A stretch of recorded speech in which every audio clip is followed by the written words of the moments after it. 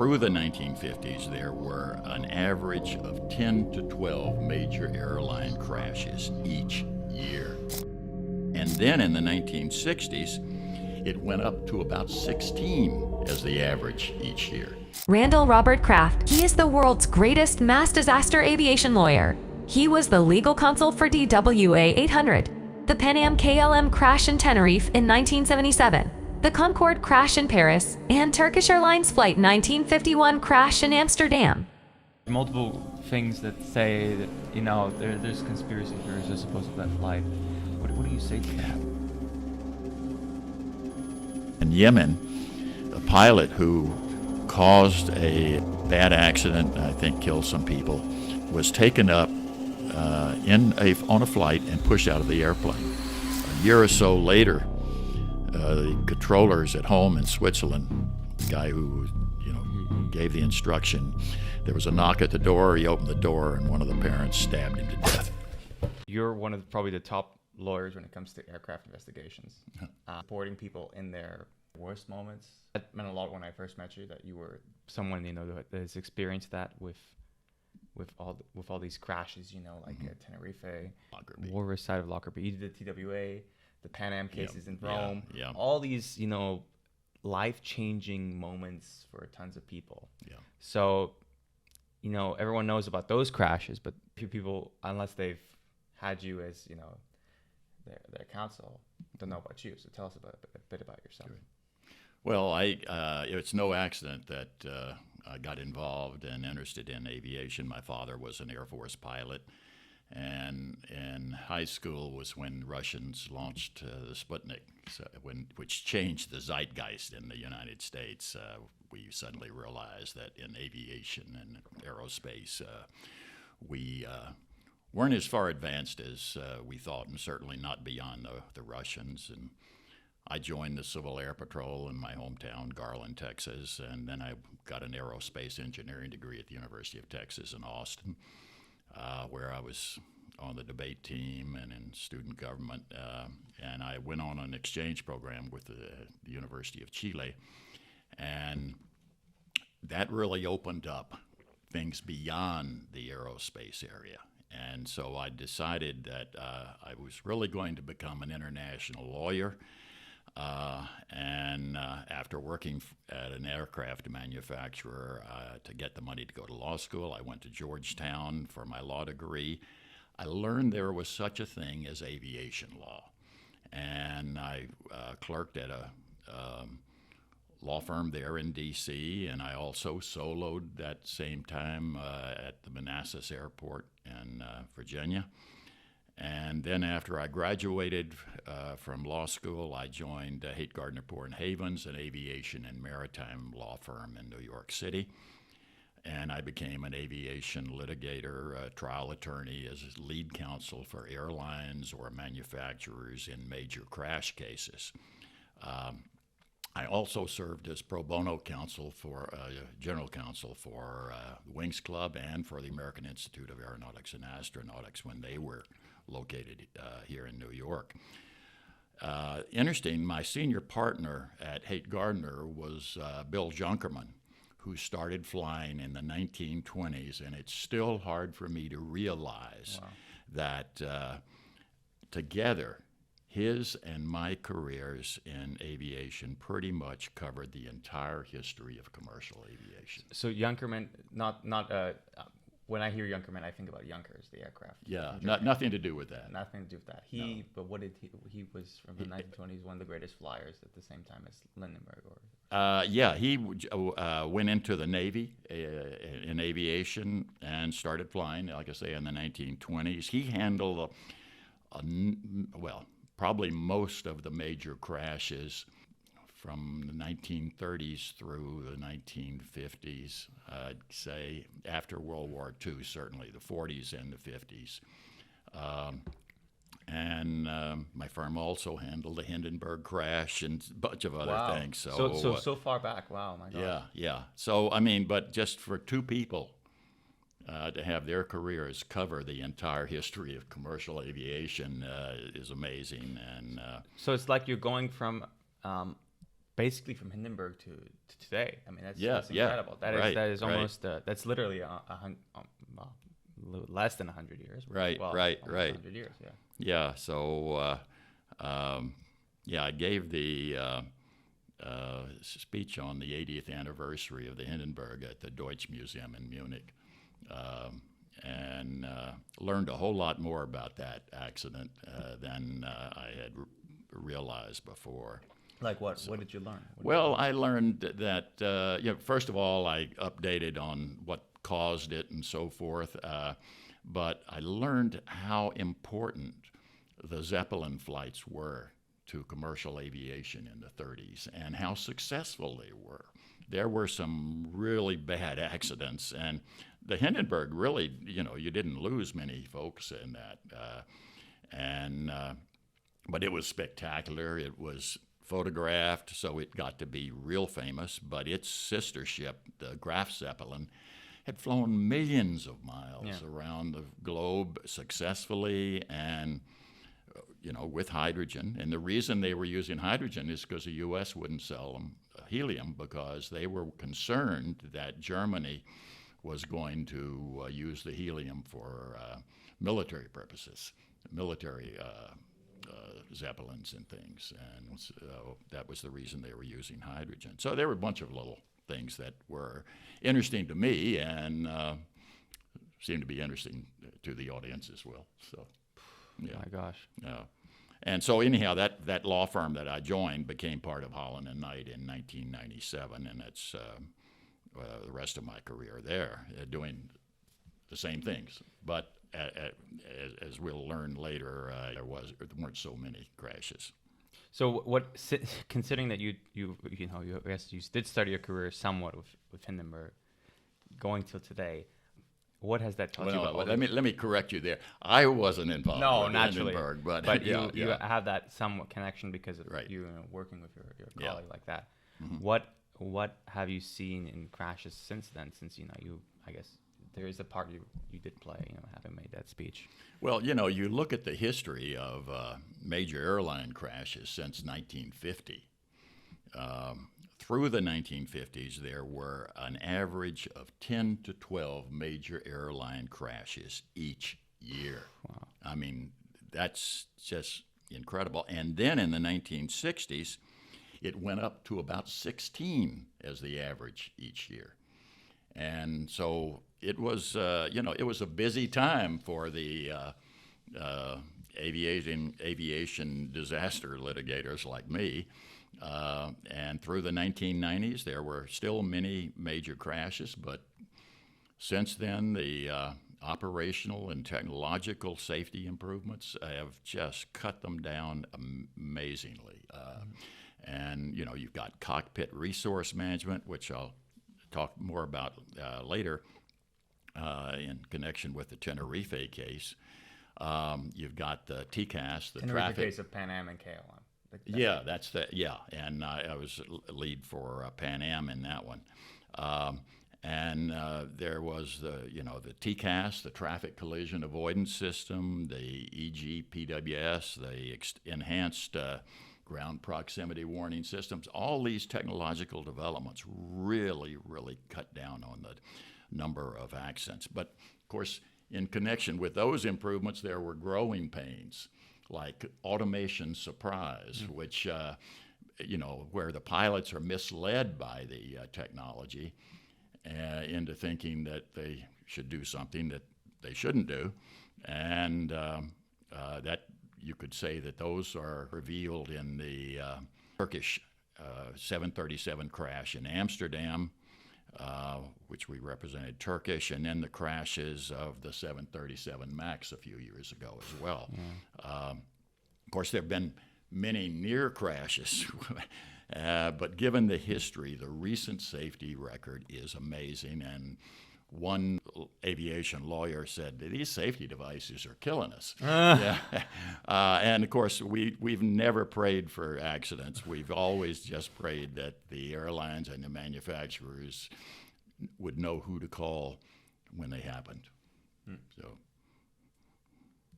So does that mean, you're working with, in this time of time, do you work other countries where there's more crash? Like I think Russia has like had 3-4 crashes. In the Oh past, yeah, yeah, yeah. And, like even though there's this strife, are you still working with Russia in this? I mean, it's we still have relations. There's no Right. It's business is business, right? I get it, but like, is that still? Yeah. I mean, we, Air France was one of our major clients, and one of the cases that I didn't handle, but my partners handled, was the crash on the flight from Rio to Paris out in the mid-Atlantic that they had so much trouble finding the wreckage of, because it went down very, very deep in mountainous seafloor. Yeah, I handled a number of Air France cases, and there were a number of other crashes overseas that I handled, and those, that's the international lawyer part, among other things. So The most useful part. Everyone always wants to call up their lawyer and needs and I guess airlines do that too. yeah, well, I mean, that's just the way it is. They've got to come to somebody who's got the experience, and it's not just something that you can pick up and say, "Oh yeah, I know how to do this." Exactly, and that's you. Yeah, yeah. Hopefully. No, by all means, working, having worked on so many crashes, what has that made you appreciate things more? Or Oh, yeah. Like what is the big gift in life that you feel you appreciate more, having worked with so many crashes? Well, it definitely causes you to be, sober about engaging with people who've been injured, or families of people who've been killed. They've lost a loved one. And it's just a reminder that it can happen to you or your family. And the key is to try to treat the families and the injured people fairly and respectfully, just like you would want to be treated yourself, or you would want your family to be treated. So it's the old golden rule again. And is there a personal touching story to you that you felt, having, that you realized, wow, this is, I'm so gifted, to not have to be in that moment where, where the plane is, or, to be in that moment where the plane, crashes in you, or you were scarred with an arm for life. Is there any personal moment? There's so many. One I remember, it wasn't even one I worked on, but at a aviation conference, the U.S. Attorney, the guy who usually represented the U.S. in cases against the air traffic control and so forth, again, crashes. And it was a Beechcraft Bonanza, if I recall correctly, and the guy had his family with him, and he lost control. And you could hear him going down, and at the end, he was able to recover and get out. But it was just horrible listening to it.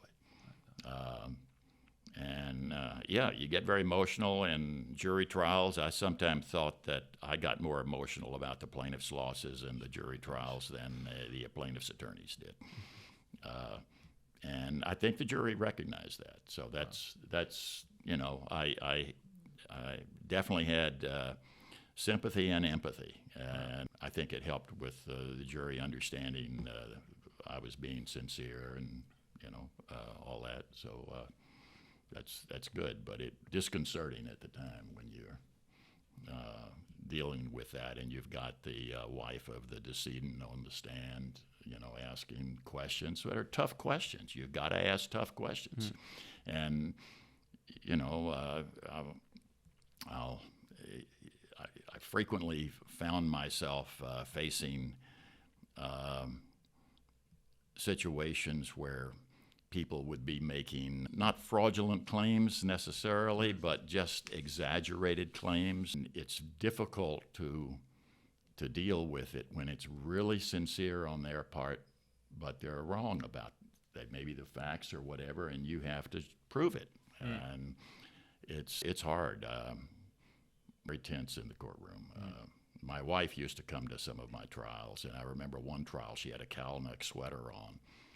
And I turned around. It was getting so tense in the courtroom during my cross-examination of decedent's family and so forth. And I turned around and all I could see were her eyes. She had pulled the cowl neck all the way up because it was just,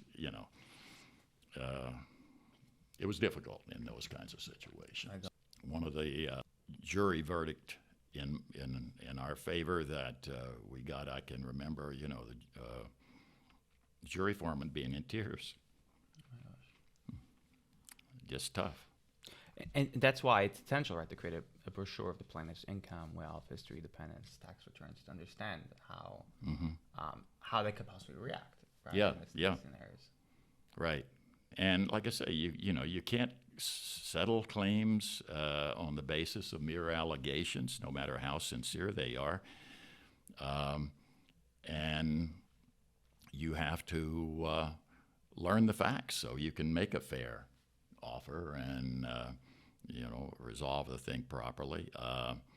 And sometimes you get, aside from people who are just mistaken or exaggerating, there occasionally you run into fraudulent claims, and or they're not based on the applicable laws. I mean, I had one long trial. I think it was 6 weeks long. That takes years off your life, not out of your life. It just takes the end is going to be years earlier because of that kind of thing. And the decedent was making about $100,000 a year, and we wanted to cover his the family's economic losses as a result of the passenger's death. But the claim was for over $1 billion, and and then, of course, we have situations where someone claims to be the wife of one of the passengers who died, and she's not, or she's not the only wife. Oh my gosh. So you'll have one wife saying, I'm the wife, and another one saying, no, I'm the real wife. And then there may even be a third. Once you start down that road, apparently you can, So are you saying that there's someone from a religion with polygamy where they just allow, 10 wives? Does that person's case get thrown out the window? I know. That's a different issue, but I'm talking about where the law is against polygamy, or bigamy, if you will, and but they still got multiple wives, or at least so the wives say, and then, of course, one of my favorite ones is a minor matter. A guy who the airline lost his baggage he took a weekend trip. Well, the claim was for 6 new suits that he said he lost. I said, what kind of weekend trip was that? So you run into all kinds of weird things. But at least in airplane crashes, you don't run into outright fraudulent claims like I encountered when I was representing hotels in major hotel fires. Because once I became a mass disaster aviation attorney, people would hire me to handle other mass disasters, hotel fires, and so forth. But we'd have claims from people who weren't even in the hotel,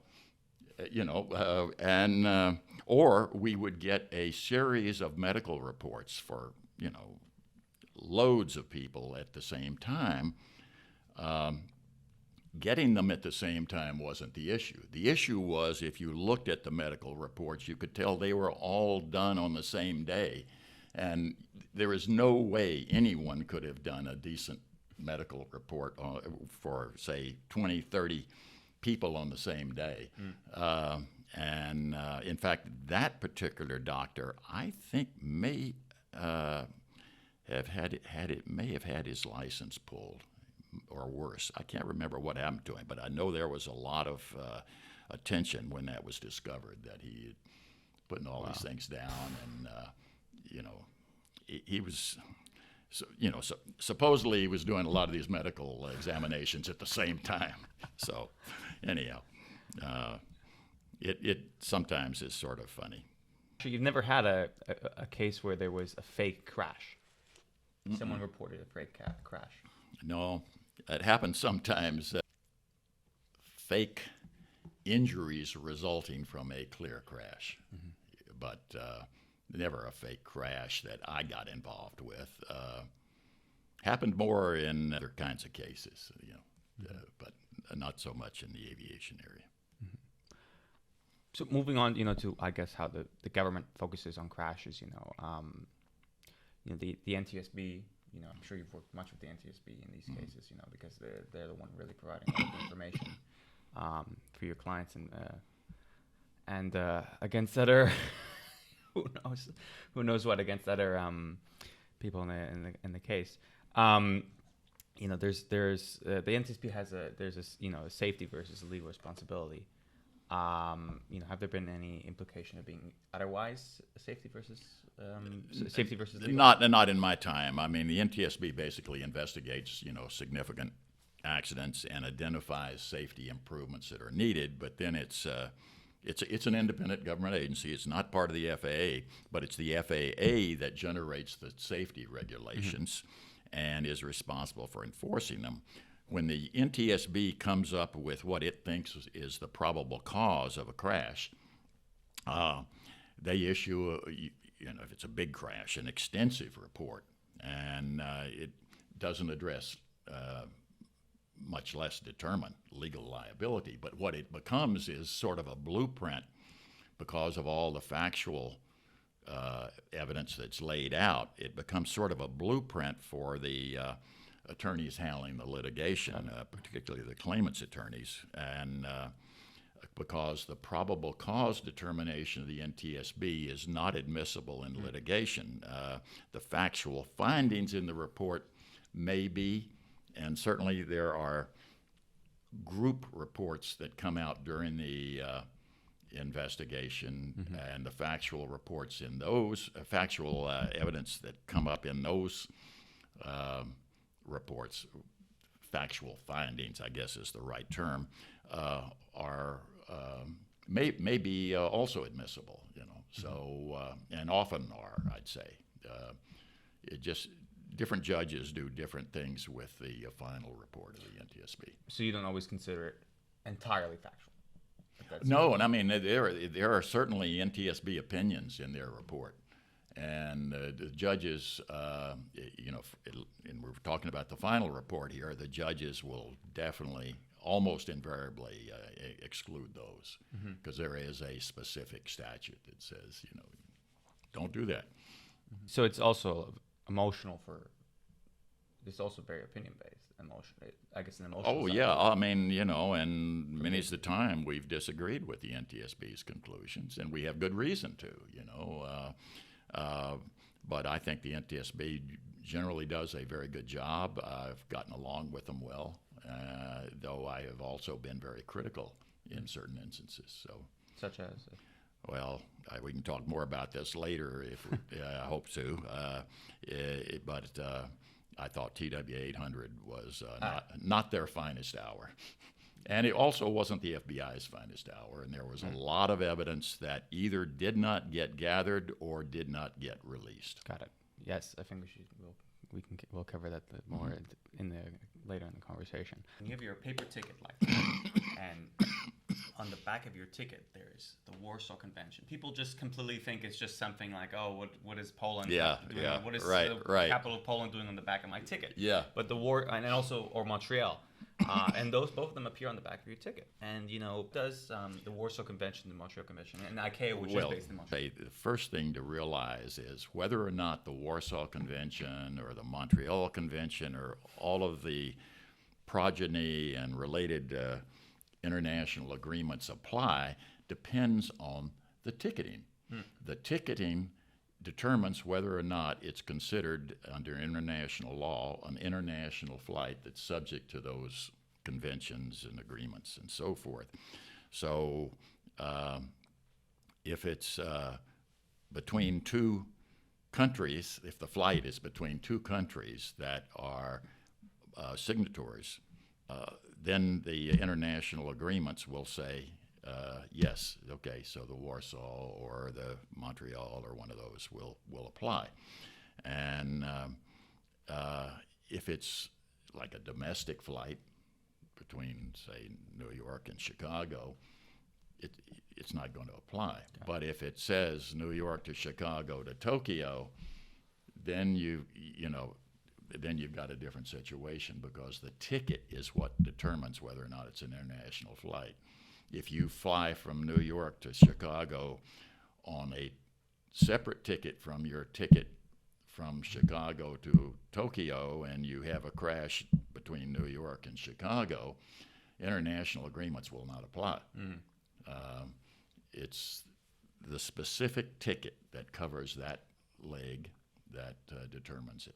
Which is why sometimes people think that in certain countries, right, you travel domestically and you think that, oh, it's aviation, it's international, you'll be fine. Yep. But this doesn't apply. It's a domestic flight internally in China, say. Like if you're flying between two cities in China and you have a crash, and from your personal point of view, that's very international, but not from the international law point of view. The Warsaw Convention and the Montreal Convention, have there been any really, I suppose, odd cases that have come to mind when you think? Oh, yeah. I mean, first of all, I just want to mention, like I say, the Warsaw Conventions was in 1930s, one of the widest agreed-to conventions throughout the world. That was followed by various and sundry things, including 4 Montreal Protocols, 1 Montreal Agreement, and now what is in control is the Montreal Convention. My view is that the aviation folks should agree among themselves never to sign anything again in Montreal. We've just got too much Montreal. But it has improved the situation where that the passengers are able to recover without fault of the carrier, the airline, up to a certain amount, and then beyond that, the airline is also liable unless the airline can prove that it took all reasonable measures to avoid the accident. That's sort of a thumbnail summary of that. So it is a situation that these various changes over the years have complicated. For example, in TWA 800, TWA still had the $75,000 limit unless the plaintiff could prove that it was guilty of willful misconduct. And since no one really could show what caused TWA 800 to crash, it was impossible, or at least extremely difficult, for the plaintiffs to go after TWA. And so TWA had this limitation of liability. Boeing did not. So Boeing is the one who ended up taking responsibility for the settlements. And that was the last big case in the U.S., I think, where the airline still had that kind of a limitation. And there are right now changes, one might call it evolution, coming out of the courts. So the language of the Montreal Convention hasn't changed since it was adopted, but the courts sometimes, as you know, begin to reconsider what that language means. The big issue right now is, can you recover for mental injury without it coming from a bodily injury? In other words, if you just got scared, is that sufficient? And the courts are not clear on that. In general, using the Warsaw Convention precedents and the one since then, in general, the view has been that alleged mental injury, which is hard to prove or disprove, is not recoverable unless it grew out of a bodily injury. But the European Court of Justice has recently said, no, you don't need to show that. You can recover for mental injury. In the U.S., that's generally not true, though there is at least one court which has said otherwise. But it's, things change in court. Things, the law moves along for better or worse. Sometimes it's progress, sometimes it's regress. Now that you brought up TWA 800, do you, I was hearing after studying the case, have you altered your opinion on what caused that? Because people, yes, there's multiple things that say that, there's conspiracy theories, I suppose, of that flight. What do you say to that? Well, it's interesting because TWA authorized me to speak with the media on that. Not every airline does that, and I headed off a number of media articles that were, I thought, not fact-based, and I would just fence with the reporters until it became clear to the reporters that what they were trying to come up with didn't make sense technically or otherwise. And being known in the media and other realms as TWA's counsel, I got in unwanted, but not unwelcome. I mean, I'm happy to receive them, but a number of contacts and missives from people who said, this is what happened. And it was everything from it ran into a methane gas bubble at altitude, or, there were probably 15 or so theories about what could have happened. What about the one with the ship that was doing that? Yeah, well, there were some ships down below that were never identified, at least one of particular significance. And this was what I meant by the investigation not being handled properly. The FBI took part of the role and then wouldn't share that with the NTSB, and they interviewed witnesses. They didn't interview all the witnesses. And the ones they interviewed, they didn't share the results with the NTSB for a long time, and then when they did, it wasn't complete. So it was weird in a lot of ways. I would say that the NTSB's conclusion was too tenuous for me as with an engineering background. It was a little bit too much of, well, if this happened this way, and if that then caused this, and then if this caused that, then the probable cause is this. There's no question the center wing tank, which was partially filled with fuel, exploded. But how you get enough energy into that tank to explode it is another issue. I mean, as somebody said to me, you could take jet fuel, throw a match on it, it won't explode. Well, that's not the end of the answer, because you have the atmosphere over the fuel inside the tank is maybe more explosive than the fuel itself. So, but there was a lot of stuff going around, and the CIA's film about what must have happened was, to me, completely unpersuasive. It was not consistent with the witnesses that I spoke to. There's no question, after every accident, it seems like there's somebody who says, it can be a crash on the runway, and there'll be somebody who says, I saw a ball of fire in the air, So you've got to take most of the witnesses' stuff with great caution.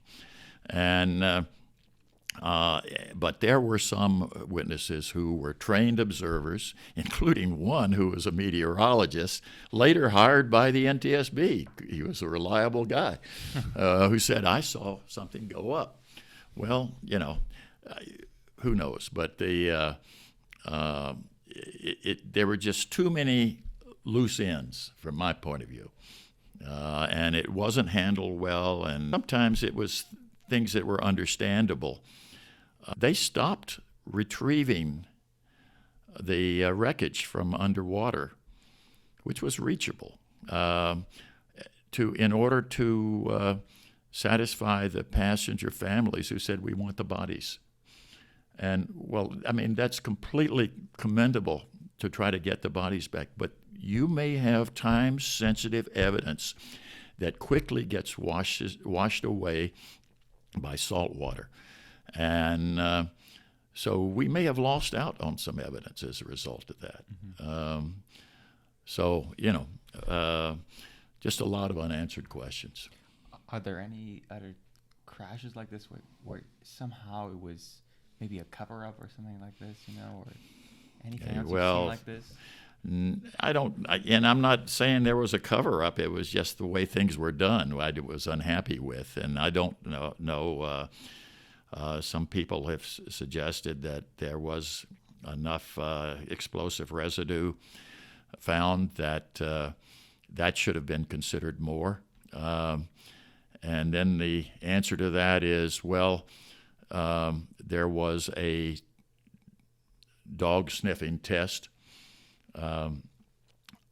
before the accident, and they used explosive residue for that, for the dog, see if the dogs could sniff it out and so forth. And so that was probably some residue left on the airplane.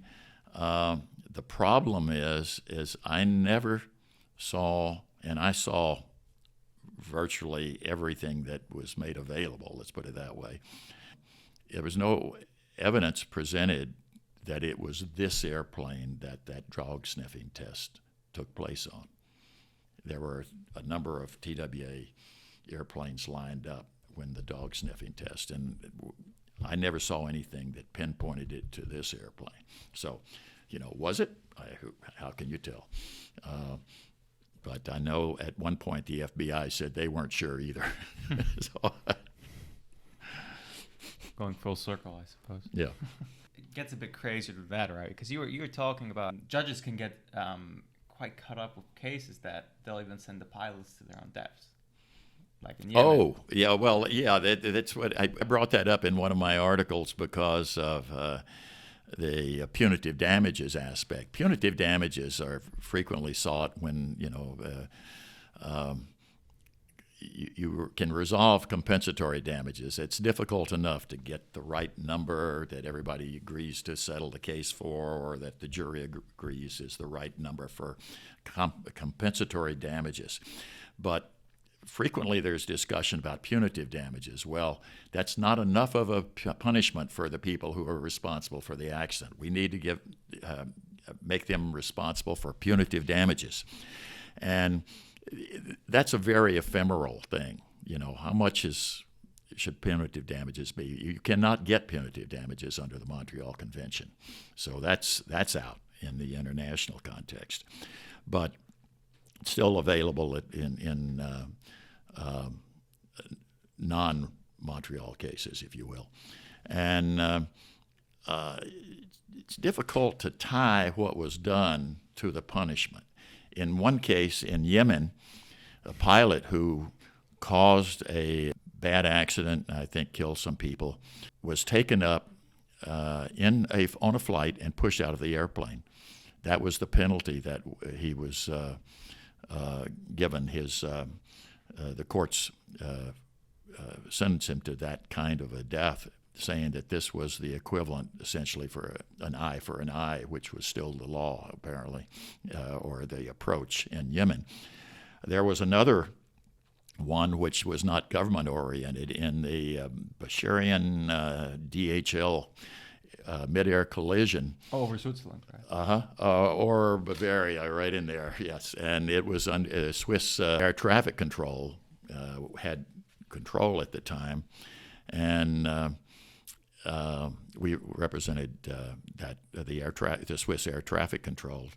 Oh, really? Yeah. You represented the Swiss air traffic control? Yeah, in right, that case? right. Oh, my gosh. Oh. And the problem was the controller instruction to the airplane when he saw them converging to one of the airplanes wasn't necessarily bad, but it was inconsistent with what the airplane's electronics were showing, the TCAS and so forth. So it was he thought that one would go up, so he wanted to send the other one down, or vice versa. I don't remember precisely. And unfortunately, they went up together or went down together. And the Basharian airplane was filled with kids who were, I believe, going to Spain for some kind of a summer camp or something. My recollection on these things is not to be trusted. But parents obviously were distraught. And a year or so later, the controllers at home in Switzerland, the guy who gave the instruction, there was a knock at the door. He opened the door, and one of the parents stabbed him to death. That's what I call punitive damages too. So what followed that? I'm sure the parent was charged with murder, but they may have been let him off. Maybe he was just so distraught that he had, mentally unstable at that point. I don't know. I didn't follow it after that. So we kept it out of the U.S. That was the main thing from my point of view. Really? It was resolved over in Europe, and so For good reason. It was better. yeah. It should have been over there. Is there anything more crazy than what you've said, or that reaches the high point? Not that I recall offhand. I occasionally, I shouldn't be looking down. I was going to look at a list of things that I thought would be useful to look at, but anyhow, I just try to remind myself. I mean, the Tenerife crash, which is the deadliest crash in history, where almost 600 people died in that, was strange.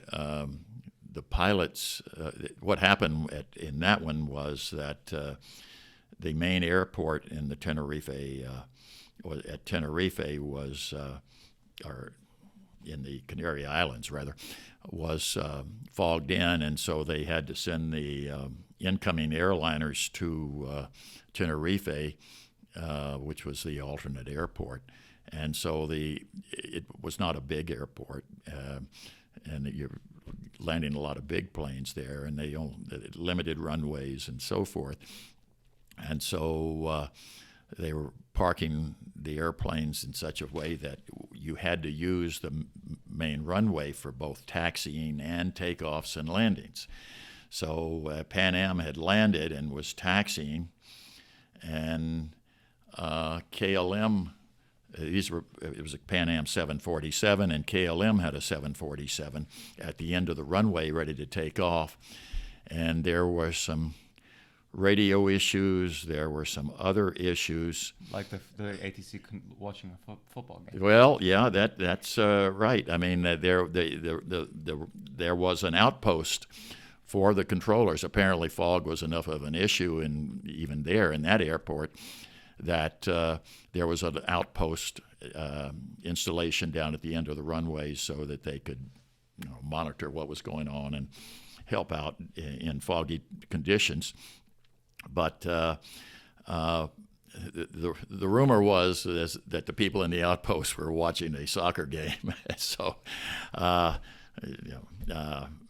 which is sort of amazing. But I remember sitting with the captain and co-pilot of the Pan Am plane, and they were explaining to me how they realized what was happening, because they are taxiing down the runway to get to a spot to park on the ramp there, and the KLM airplane was down at the end of the runway. They knew it was down there because they were listening to the radio transmissions, and they were going along, and they hadn't hard to see some of the things that determined which taxiway was the right one, but they're going along, and the first officer told me, he said, I was looking down through the fog at the lights of the KLM airplane, and I realized they were going up and down. And I knew immediately that it had started its takeoff run. It was, going up and down for the takeoff. And that's when he and the captain tried to get the Pan Am airplane off the runway. And they got half of it off the runway, and KLM took out the rest. The KLM pilot was the senior training officer on KLM staff, and you had a junior co-pilot who wasn't sure they had gotten clearance, but the senior training officer wasn't that concerned about whether the junior officer was sure or not. And he just bulled through it and said, yes, we're fine, or whatever. I've forgotten exactly what he said. But it became an example of what happens when you have bad cockpit resource management, CRM, and where the captain is too autocratic and is not listening to input from the junior officer who may in fact have recognized something that the captain doesn't know. So that led to improvements in cockpit resource management protocols. But it was a very, strange situation, and like I say, it's the biggest of them all at this point, and hopefully will always be. And the fact then that after that they both crashed, the firefighters only found out about the Pan Am aircraft after 20 minutes. Yeah. Meaning that many more lives were lost of that, because the KLM was a lost case. Yeah. Oh, yeah. No one survived the KLM. Right. When, when the ambulances came. But people could have survived. I think it was, what was it? How many? There were 100 survivors, I believe, right? I don't remember. It wasn't many given the number of people around. I mean, it was, like I say, almost 600 fatalities. I've forgotten exactly what it finally was. Which is an enormous toll. And but it was resolved rather quickly. It became the template for quick settlements and for judicial handling. Judge Ward of the Southern District of New York was instrumental in keeping things going. He insisted on, and we were talking about this earlier, the plaintiffs giving damage information that allowed for the cases to be settled. The defendants agreed among themselves that there would be no contest of liability. And once that happened, we, on behalf of Pan Am, I made a motion to move the Dutch cases back to the Netherlands, which could decide better than the U.S. court how much the Netherlands compensation should be, what were lost from a financial point of view. And Judge Ward also was good about dismissing far-fetched cases that seemed to have no grounds in reality. One of the cases was a case by the sister of, I believe it was a Pan Am passenger, who said that the sister said she was in San Francisco, but she experienced the crash through extrasensory empathy. Judge Ward dismissed that case. But there's some truth to it, because I know twins do have that. Yeah, but that. Is it? How do you prove it or disprove it? Yeah. It's just law can only do so much, and of course, as we know these days, allegations are anyone can make allegations. I'm always cynical about allegations that I read about that aren't backed up by hard evidence, because I've seen some, and where they're very sincere. I've seen people who said, you cannot disbelieve them. They sound so sincere, but then even they realize that they didn't get it right. Their recollection wasn't supported by the facts. The facts would be to the contrary, which is why you have all these law firms being hired to investigate allegations of abuse and whatever at various organizations or companies or what have you, because you want someone who can come in independently, unbiased, and reach some conclusion. seen too many of these that just you couldn't find things to support what was being alleged. So did plaintiffs of the KLM flight try to sue Pan American? Yes, I mean both the Pan Am passengers and the Dutch passengers sued Pan Am, and both of them sued KLM. The problem was that the Dutch passengers, that KLM's liability to the Dutch passengers was limited by the convention because they were ticketed passengers. Pan Am's liability to the Pan Am passengers was limited by the conventions, and by the conventions, the protocols and agreements and so forth, but not to the Dutch passengers. So the Dutch passengers' main claims were against Pan Am, and I'm not sure all of them tried to sue KLM, but I think they all did. But they realized they weren't going to get anything beyond the liability limitation from KLM, and the Pan Am passengers weren't going to get anything from Pan Am beyond the liability limitation. So the Pan Am passengers focused on KLM, and the KLM passengers focused on Pan Am. So that's the reason why it became so important for us to get the Dutch cases sent back to the Netherlands, and that made all the difference in the world to the plaintiffs' attorneys, because once it was going to be sent back to the Netherlands, their role was gone. And like I said, we weren't contesting liability. So that led to a lot of settlements with the Dutch passengers, so because the plaintiffs' attorneys did not want to have to try to follow these cases back to the Netherlands. They would end up with Dutch attorneys rather than the U.S. plaintiffs' attorneys. You know, the Dutch attorney is represented by U.S. plaintiffs' attorneys. Let me put it that way.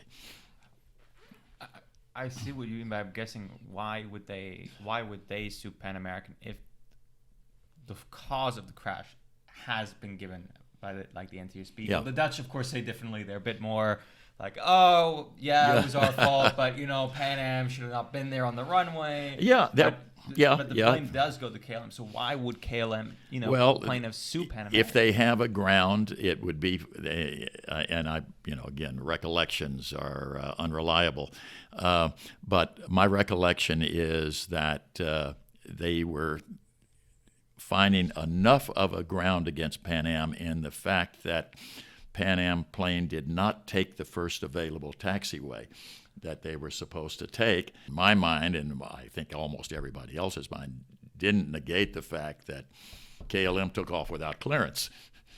And, you miss a taxiway, okay, you go in the next taxiway. That's one thing. Taking off without a clearance is another thing entirely. You get the full blame. Yeah. It's not fair. I mean, Yeah, still yeah. today, I know that they take a big resentment in that. Mm-hmm. There's a very big on the Dutch side. They're still very takes away their pride a lot, and I don't understand that. That's a bit of a surprise to me. Right. They're so prideful about it, as if they're. Well, the Dutch are, they're tough cookies, and the Dutch safety board analysis of the Amsterdam crash we talked about earlier. And actually, the one of the differences between most foreign accident investigations and the U.S. investigation, in the U.S., the parties to the investigation do not see the draft reports. In the European investigations, the parties to the investigation, including the airline and manufacturer and so forth, get to see the draft reports. Once Boeing saw the draft report from the Dutch Safety Board about the Amsterdam crash, Boeing objected. And as a result, the Dutch Safety Board went back and revised it. But even with the revision, they were very critical of Boeing. And I thought they did a good job, and calling a spade a spade. Yeah. Wow, that's crazy. Yeah. Okay, so they have. So in the U.S., they cannot change the conclusion, but in other countries they can. Well, they can try to persuade the board to change the conclusion, and then in the U.S. you can always petition after the report is out for a revisiting of the evidence if you've got new evidence and so forth that you don't think was properly considered. But those are rarely successful. So do you think, well, okay, yeah, of course, when it's out, it's a bit hard to be successful for any changes. Yeah. But can this be conflictive with politics and aircraft orders, stuff like that, you know? It can affect them, I guess, and certainly politics, it's hard to keep politics out of anything these days. But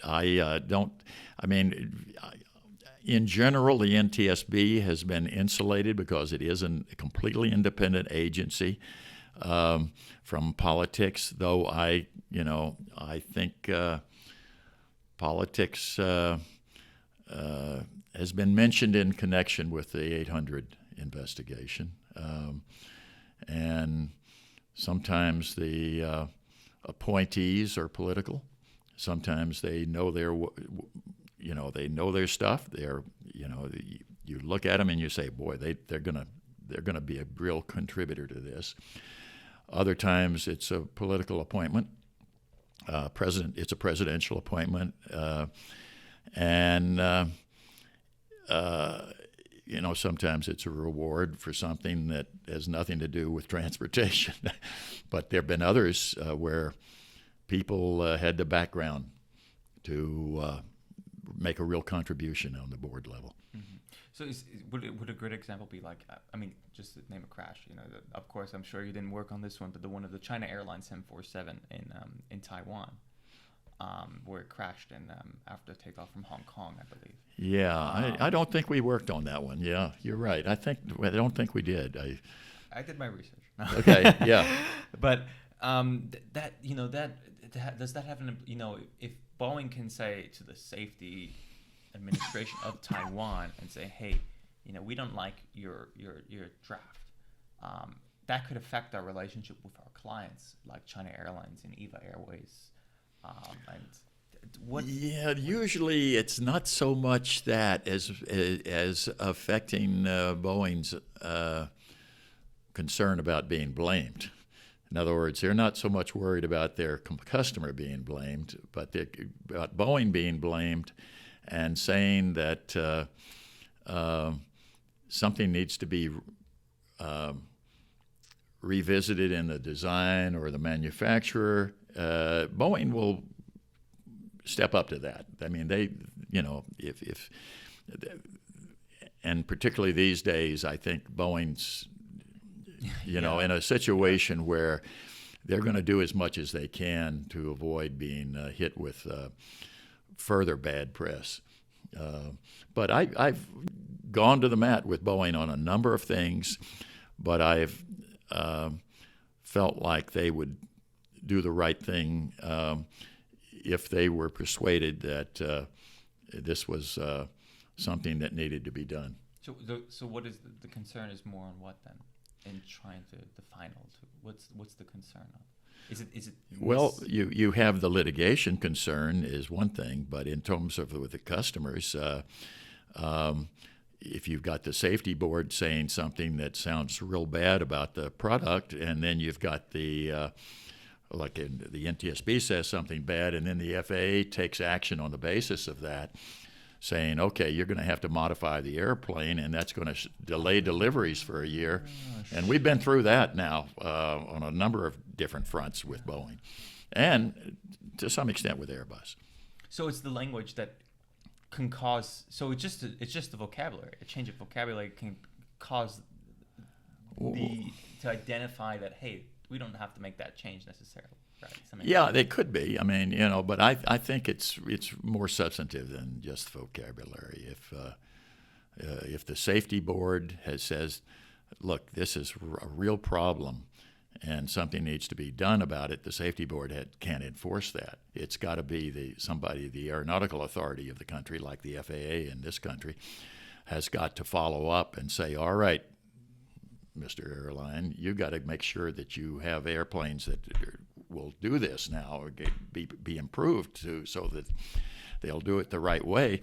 And so then the customer says to the manufacturer, who's probably already looking at this before the customer even gets to the door, and says, customer says to the manufacturer, look, you better have these airplanes in good shape, when they're delivered.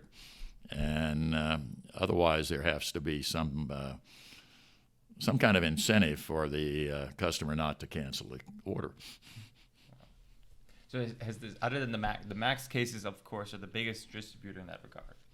Have there been any other cases? Yeah, there were some things about the Dreamliner, the 787, that needed to be improved. There were some battery issues. I know that I was in London and advising American in connection with a battery fire on an airplane parked at the ramp, the 787.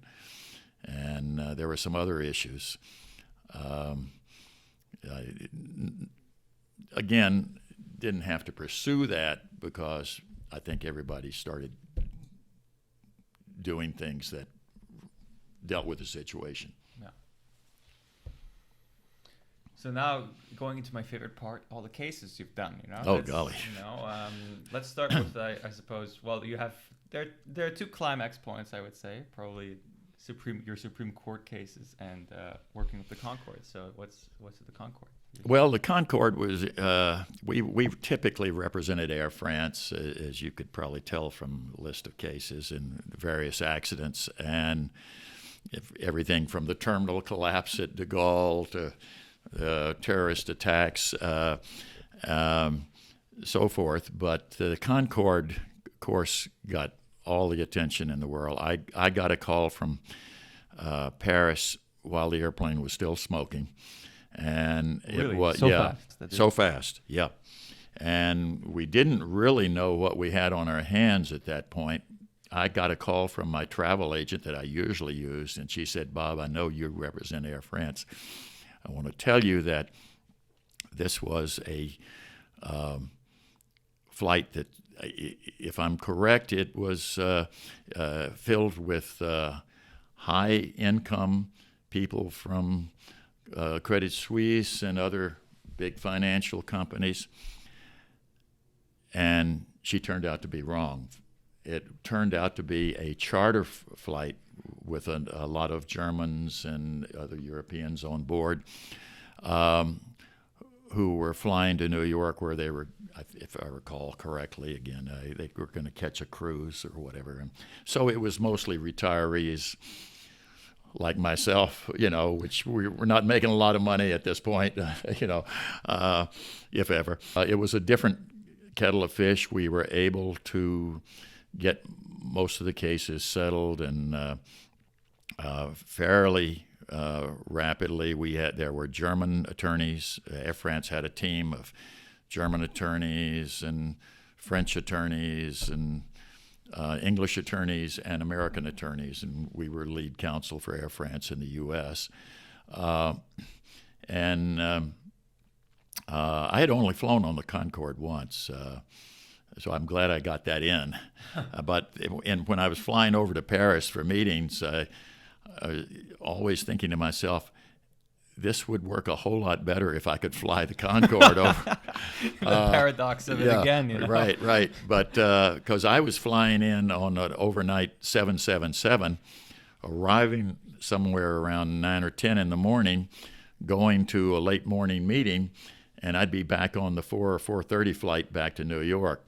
People said, "Did you get jet lag?" And I said, "I don't think you could call it that." But it was a strange feeling, It was. I didn't have time to get jet lag. You just fell in love with it. Yeah, but I mean, the Concorde would have been perfect for that because you just zoom. But anyhow. But Concorde operations were suspended. Yeah. So it wasn't flying at that point. But it was interesting to me as an aero engineer that to be on the Concorde, because as it changed flight modes and started using fuel and so forth, it had to move the fuel around in the fuel tanks in flight to keep the proper balance on the airplane.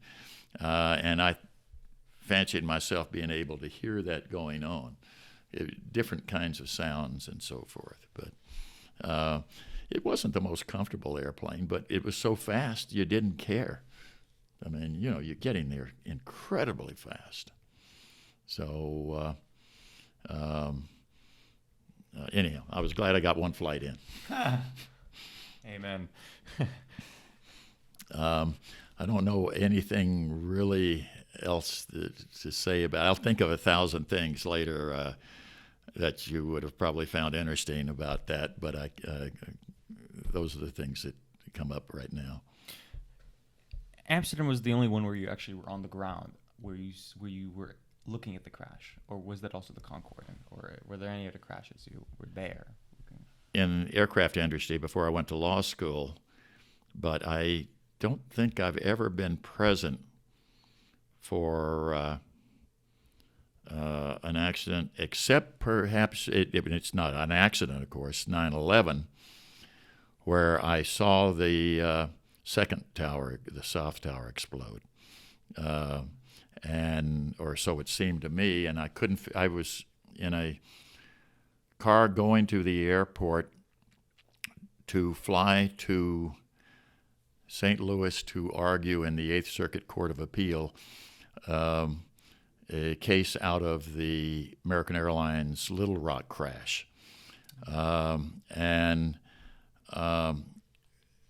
the radio, it was in Spanish, but it became pretty frenetic, and the guys said they're saying me change the radio thing, and so it went back and it talked about an airplane having crashed into the World Trade Center, and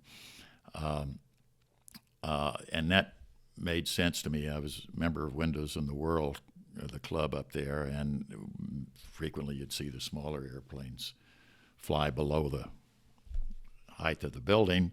And there had been supposedly a near crash of Aerolineas Argentinas some years before that I actually heard.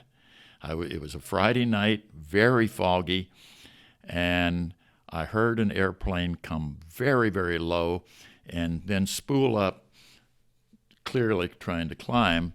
And so I looked out over the harbor downtown, and I swiveled my chair around to look out, and I thought, oh, it's foggy, I can't see out. Nothing, didn't think more about it. The Aerolineas Argentinas plane had come closer to the towers than most people realized. How close, I don't know. But I said, it was Friday night. And I said, oh, yeah, I know when that happened. How close was it, though? I don't know. I never found out. But anyhow, so that made sense that an airplane had run into the thing. And so I turned around to see the North Tower, which was on fire. And at that point, I saw the flame burst out of the South Tower. I didn't see the airplane that ran into the South Tower because it had circled around and was coming in from the southwest, and I was northeast of the tower on the way to LaGuardia. Got out to LaGuardia. The airplanes were still taking off at that point. By the time I got out of the car and into the terminal, they had closed the runway. I went to the TWA Admirals Club, and we were watching TV, and we suddenly realized what was going on. And then they evacuated the terminals. I mean, they emptied the terminals. Everybody at LaGuardia was out on the little grass that was there and the sidewalk there. And they put up heavy road equipment in the roads approaching the airport to keep terrorists from coming. And I went down to the American Airlines terminal, and there was this one guy that everybody seemed to be at LaGuardia. And one guy who everybody seemed to be gathered around, and I went up to him and introduced myself and said, I represent American on some cases, not all, but if there's any way I can be of help, let me know. And he was the general manager for American at LaGuardia. And he said, wait here. And sure enough, he came back and got me. He said, "Come with me," and we went in. Spooky, because the airport terminal was completely evacuated. The only thing that was going on was on the American wing, the administrative offices are down below. So we went down, and I was on an open line with the local chief pilot. The guy I was with who took me down there, and open line with the NTSB, the FAA, and the other airlines. And it's very weird to hear an airline say, "We don't know where our airplanes are." What? Yeah. I mean, it was the 4 flights. They were United and American were saying, "We don't know where they are." And so, because the transponders had been turned off in some instances and so forth, or they had already crashed or whatever. And it was just a, completely weird experience. And so, I mean, I could go on, but it was, that was unique. And how they, finally resolved it. We ended up representing a number of the airlines, primarily foreign airlines, in that connection.